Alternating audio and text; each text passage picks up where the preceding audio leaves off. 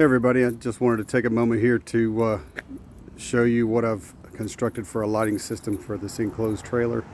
You can see I've got a 45-degree exterior rear light already installed. I've also already installed another 45-degree side light. And let's just take a look inside. Excuse the mess. A little bit dark in here, but I've already got lights installed in the ceiling. All LED, of course, and then of course the magic box. You can see that here. Power panel running a Ryobi battery. All right, lights out. Let's turn some lights on. All right, interior lights. Show you what's inside the box. Don't make fun of my wiring, it's a mess, but ultimately what we've got, the Ryobi adapter inserted inside, held with a hose clamp. Actually works okay. Got the voltage cutoff for the lithium battery. Got the 12 volt.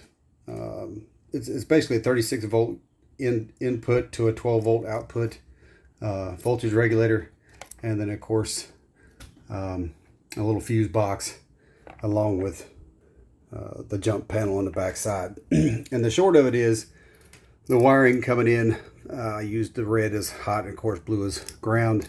In this case, all the blue you can see is tied to the ground here. If I can get it in the right position, to the white wire. All the blue is ground, and then you can see that there is a red wire with a fuse in between. I'm running 30 amp fuse running to the power panel, and then each switch is controlled by a single wire wired to the associated lights inside the trailer. What I basically did was break the switch wiring down into sections so that I could have the 3 rear section lights on one switch and the single switch up front, since this is the one that I typically walk in on.